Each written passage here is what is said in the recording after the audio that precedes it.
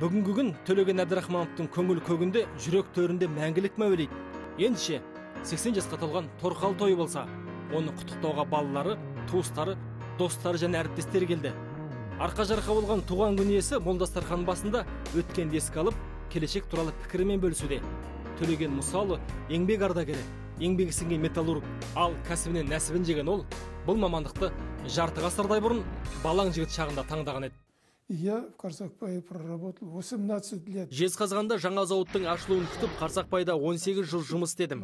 Еңбек жолымды металл қорытушысының көмекшісінен бастадым. Бұл мамандық форсунщик деп аталады.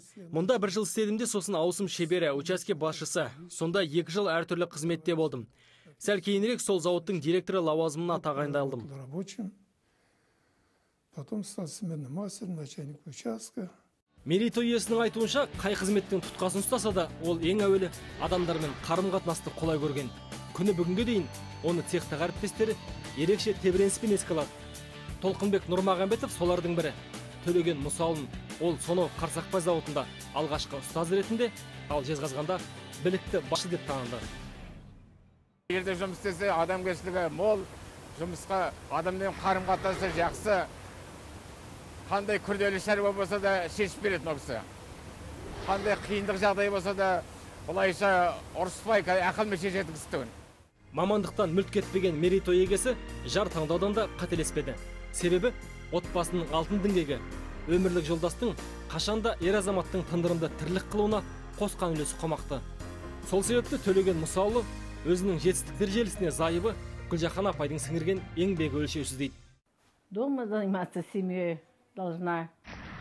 Конечно. Үй шаруасымен әйел адам айналысуы тиіс. Мен жұмыста істедім, балада тәрбиеледім. Қолымда қайненем, қайынсіңілім, қайным болды. Бәріне үлгердім. Деверы были, всех обеспечивала, как говорится, точно. Атадан бала тумас па, ата жолын қумас па дегендей кіндігінен өрбіген 5 баласы әке жолын қоған. Үлкен ұлы мен қызы металлургия саласында техника ғылымдарының кандидаттары. Тағы 2 баласы да осы салада жемісті еңбек етуде. Ал Төлеген Мұсалының осындай өкшебасар металлургтерге қашанда ықылас ерекше. Ардақты ағамыз ел болашағы жаңа технологияларды меңгерген жас мамандардың қолында дейді. Сейчас молодежь, конечно, более грамотный, чем... Әрине, бізбен салыстырғанда қазіргі жастар сауатты ғой. Оларды инженерлік, техникалық және басқа да мамандықтар бойынша тереңдетіп оқытады. Біз жұмыс істегенде бүкіл зауытта небәрі 10 инженер металлург болатын. Ал қазіргі уақытта жұмыс істеген өте қызықты. Жаңа техниканы игеріп, жаңа технологияны меңгеру әжептеуір жеңілдеген. Жұмыс болып, тың техника мен технология ұдай енгізіліп отырса екен деп тілеймін. Бұл жастар үшін, жас мамандар үшін өте маңызды. Намного легче. Мне хочется сказать, пожелать им, чтобы всегда была работа, и причем внедряли новую технику, новую технологию.